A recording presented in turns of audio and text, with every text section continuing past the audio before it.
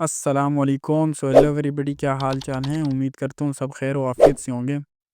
अच्छा जी, एक और वीडियो में हाज़िर हूँ। आज की वीडियो में हम बात करेंगे फॉरेक्स मार्केट में करेंसी पेयर्स के ऊपर, ठीक है ना?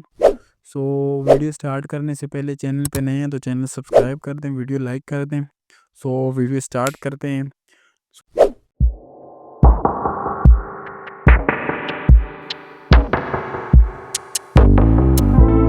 व्हाट इज़ करेंसी पेयर्स, ठीक है ना? फॉरेक्स मार्केट में हर करेंसी को किसी किसी दूसरी करेंसी के साथ एक पेयर की सूरत में देखा जाता है। हम जब भी उस पेयर को बाय या सेल करते हैं, उसमें उस पेयर में मौजूद एक करेंसी को हम बाय कर रहे होते हैं और पेयर में मौजूद दूसरी करेंसी को सेल कर रहे होते हैं। मिसाल के तौर पर अभी यूरो यूएस डॉलर के पेयर की, तो फॉरेक्स मार्केट में सबसे ज़्यादा इन दोनों करेंसीज को आपस में एक दूसरे के साथ ख़रीदा और बेचा जाता है, ठीक है ना?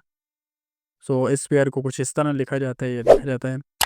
सो करेंसीज़ के एक पेयर में जो करेंसी पहले आती है हम उसको नॉमिनेटर या बेस करेंसी बोलते हैं, ठीक है ना? जैसे यूरो यूएसडी, यूरो पहले आता है तो इस पेयर में पेयर में है यूरो नॉमिनेटर है या बेस करेंसी है, ठीक है ना? और बाद में आने वाली करेंसी को हम डिनोमिनेटर या कोड करेंसी बोलते हैं।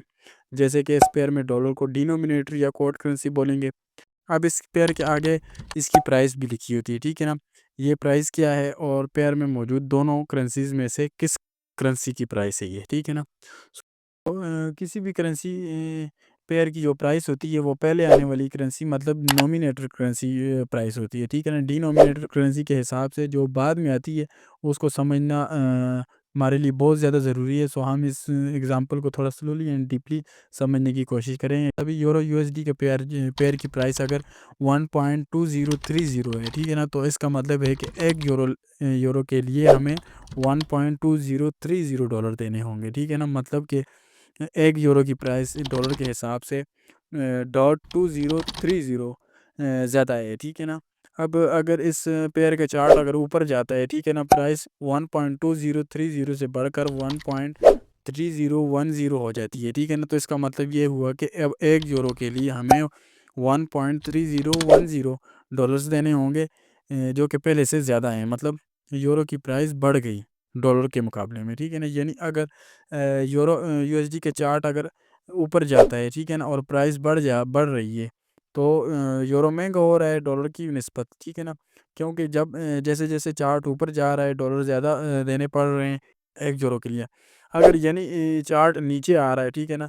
अगर यानी चार्ट नीचे आ रहा है और प्राइस नीचे गिर रही है, इसका मतलब ये होगा कि यूरो की प्राइस नीचे आ रही है। जैसे-जैसे चार्ट नीचे आ रहा है अब यूरो के लिए हमें कम डॉलर देने पड़ रहे हैं, ठीक है ना? तो ज़ाहिर-सी बात है यूरो की प्राइस चार्ट के साथ नीचे गिरेगी डॉलर के हिसाब से और ऊपर जाते चार्ट के साथ प्राइस ऊपर जाएगी डॉलर के हिसाब से, ठीक है ना?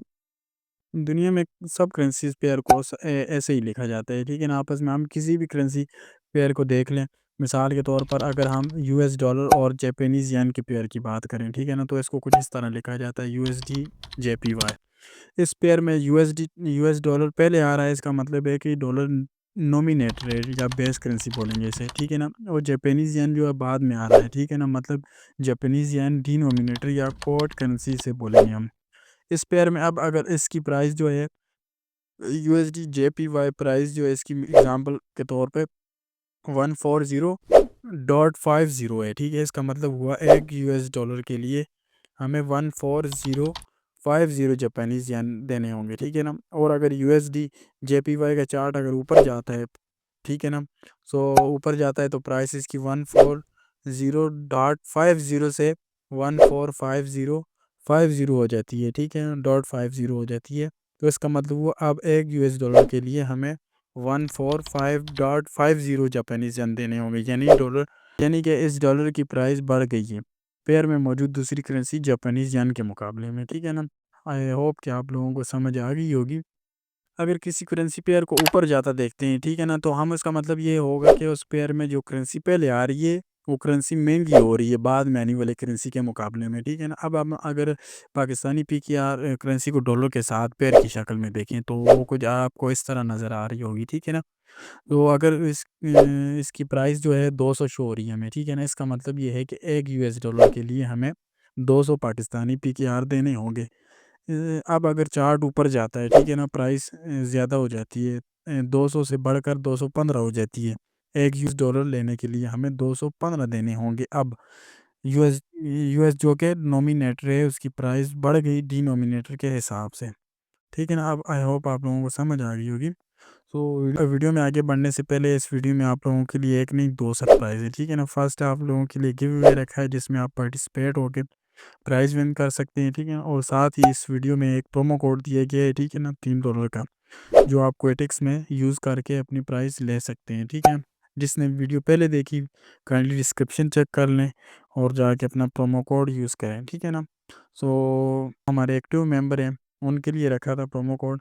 सो इसके बाद हमारा सेकंड गिव अवे जो है उसका रूल कुछ इस तरह है। वीडियो पे आपने अच्छे अच्छे कमेंट करने हैं। जिन्होंने चैनल सब्सक्राइब नहीं किया चैनल सब्सक्राइब कर दें। सो जिसके अच्छे कमेंट होंगे, ठीक है ना, उनको भी गिव अवे मिल सकता है या हम कमेंट को पिक करेंगे, ठीक है ना, वेबसाइट के थ्रू। तो 2-3 दिन बाद जो है ना हम इसका गिव अवे अनाउंस करेंगे। 2 मेंबर को हम गिव अवे देंगे। सो कमेंट अच्छे अच्छे आप लोगों ने करने हैं।